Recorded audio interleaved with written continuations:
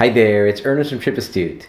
In this video, we're going to explore the issue of onward travel and why you may need to show proof that you'll be leaving the country the next time you travel.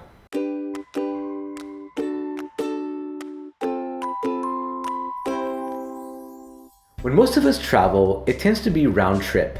This means that when we get to our destination, we have an itinerary that shows that we'll be traveling out of the country. But did you know that many countries won't allow you to enter if you don't have proof that you'll be leaving the country? It's actually quite common, and the reason is that they don't want people overstaying their tourist visas. This can definitely be a problem for adventurous travelers, backpackers, and digital nomads who may want to travel for extended periods of time, but without an exact itinerary or plan.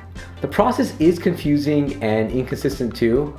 Many countries may not state that they require proof of onward travel, but may informally enforce it once you arrive to the country. Also, some airlines may require it when you check in for your flight. I've heard that this can be a problem in places like Thailand, where it's not only beautiful, but the cost of living is cheap. Thailand, for example, has had to crack down on people overstaying their visa and will sometimes even ask tourists to show proof of funds to be able to travel out of the country. So suppose you're planning an open-ended multi-destination trip. How do you get around this issue without having to book all your tickets in advance? The good news is that there are ways to get around these rules. So let's go through the options. Number one, buy a cheap budget ticket. You can often find cheap airline tickets from local carriers in your destination region. While I'm not crazy about the idea of buying a ticket with the intention of not using it, it is an option. Number two, redeem points toward your flights. Since many of you are points and miles collectors, you can often use your points to book airline tickets without the risk of losing them if you cancel your flight. This is a great way to have proof of onward travel without having to waste money on a ticket. Of course, you want to make sure that your points are refundable before booking the flight.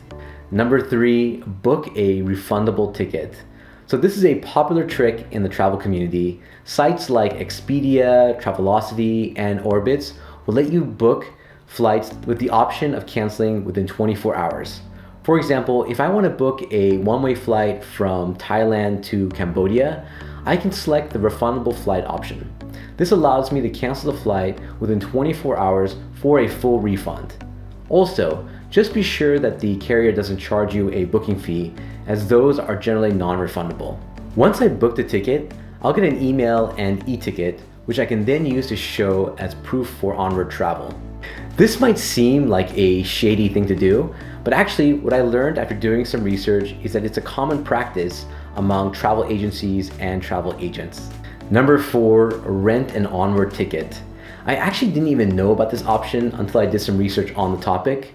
You can actually rent a ticket from a company like bestonwardticket.com. The process is similar to just booking a refundable ticket, but the service usually gives you additional time and will automatically cancel the ticket for you for a small fee.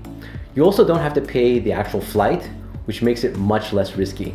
I actually think that this is the best option in case you're not able to get connected while traveling to cancel your refundable ticket.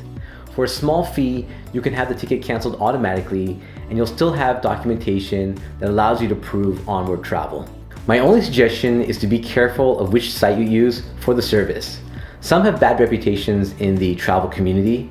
BestOnwardTicket.com seems to have a good reputation, but definitely do some research on the company before renting your ticket. In addition, here are some tips to keep in mind if you need to prove onward travel. Number one, outbound tickets can be anywhere, but they need to be within the time frame. Your ticket doesn't necessarily need to be back to your home country, it just needs to get you out of the country that you're visiting.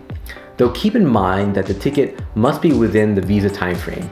So if your visa is only valid for 30 days, you'll need to show departing travel plans within that period. Number two, print out your documents if possible. While having everything on your phone is probably sufficient, I highly recommend having a printout as well. I feel like the situation is perfect for Murphy's Law, so you don't want to depend solely on your phone. Also, I've had situations where an email won't show up unless I have connectivity, so just be careful. Number 3, dress to impress. This is something that I picked up from some of the travel forums. Travelers were suggesting that you are less likely to get stopped or questioned if you seem like you might have the means of leaving. I guess that means not looking like you're a backpacker that might choose to overstay the visa. I know that may sound silly, but dressing a bit more professionally might save you some hassle and scrutiny if you plan to travel one way to a country. That being said, I would still have a plan before you visit the country. Number 4, bus or boat tickets may not be sufficient. Some people have reported that bus or boat tickets are not always enough to show intention of leaving, so keep that in mind. And finally, number 5, don't forge documents.